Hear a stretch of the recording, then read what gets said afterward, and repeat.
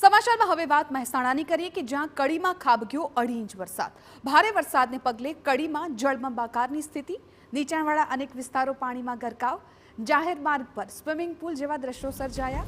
કડી underpass Karan Nagar road પર વરસાદી પાણી ભરાઈ ગયા. કડીની અનેક સોસાયટીઓમાં વરસાદી પાણી જોવા મળ્યા.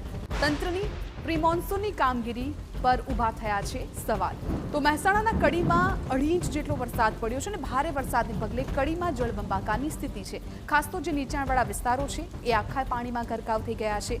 જાહેર માર્ગ જાણે સ્વિમિંગ પુલ બની ગયો હોય તેવા દ્રશ્યો સામે આવ્યા.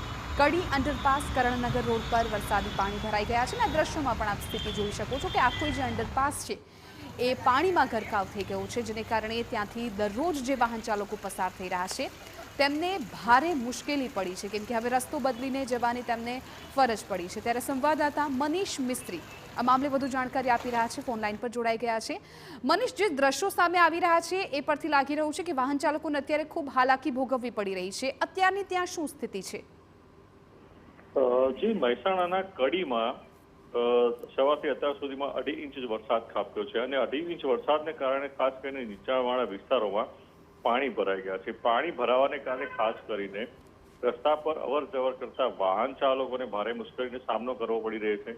તેને જોતા તંત્રની પ્રી મોન્સૂન કામગીરી ઉપર સવાલ ઉભા થયા છે કે પાણીના નિકાલ માટે શા માટે વ્યવસ્થા નથી કરવી.